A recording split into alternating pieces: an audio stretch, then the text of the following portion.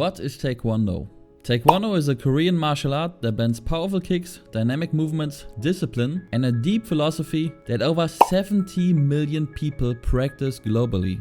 But today, it does have one fundamental issue. Before we get into that, let's start all the way in the beginning.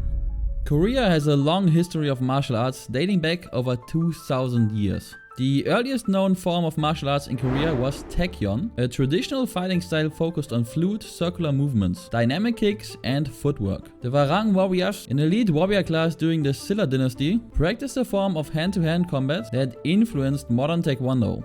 Their philosophy, emphasizing discipline, respect, and honor, later became the foundation of Taekwondo's principles.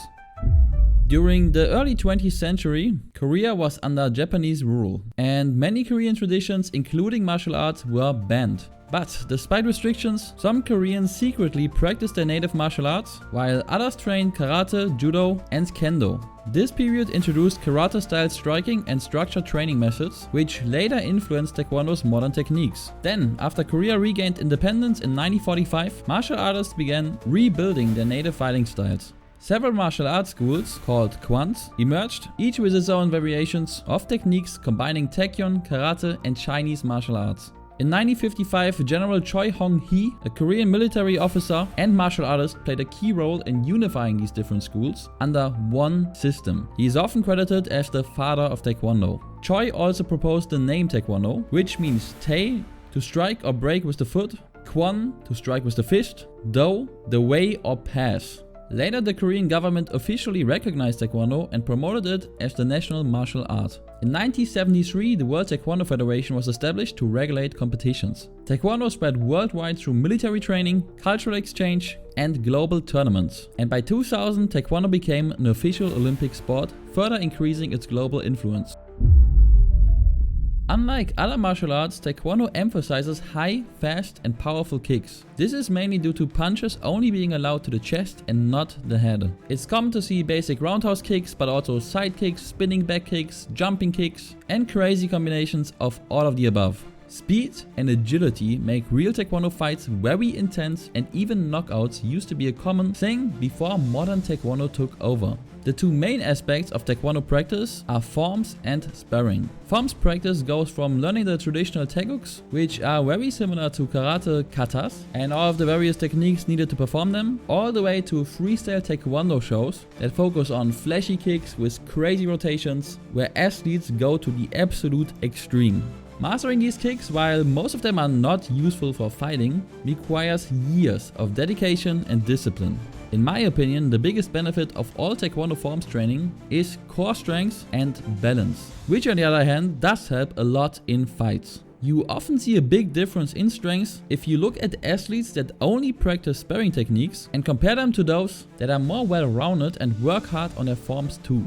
That being said, practicing sparring and sparring techniques is obviously the best way to get good at fighting. There is an almost endless amount of different drills athletes go through in their Taekwondo journey. From simply practicing techniques in shadow boxing style, to hitting the pads with all types of different techniques and combinations, to doing the same in slightly more realistic scenarios against the Wests that are called Hogu, to finally combining all the above in light and hard sparring sessions in order to prepare for Taekwondo competitions.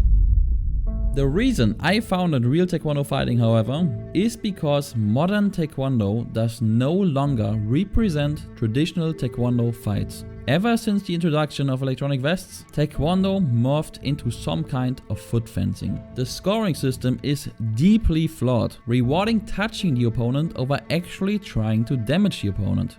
In any respectable fighting sport, it is very easy to tell which fighter won the round based on who did more damage to the opposing fighter.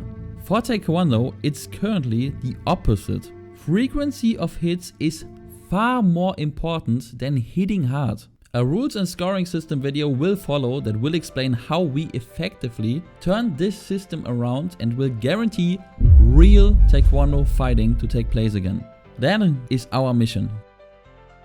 Every person practicing Taekwondo is taught courtesy, integrity, perseverance, self-control, and having an indomitable spirit. This way of life is more important than learning any technique and helps people in everyday life by making them confident to tackle problems and courteous and perseverant enough to work with anyone on achieving their goals. Taekwondo students start with a white belt and work their way up through yellow, green, blue, red before reaching the black belt.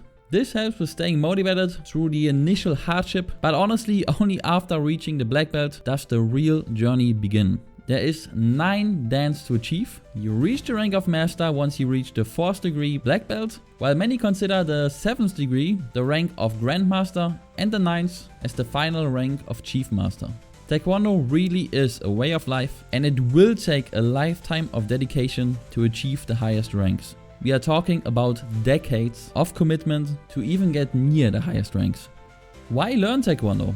Many people will tell you to get into martial arts for self-defense purposes, but I think it's fair to say if you strictly want to find a martial art for that, Taekwondo is not the go-to I would recommend.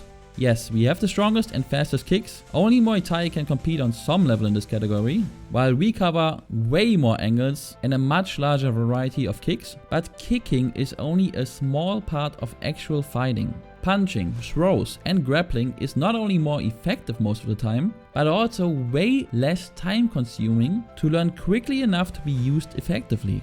Anyone can benefit from boxing techniques pretty much right away, while on the other hand, even just stretching your legs enough to be able to reach high enough for head kicks takes way longer. And without proper technique, the kick will be useless too. Taekwondo has a much higher learning curve than any other martial art. So why do so many people worldwide do Taekwondo?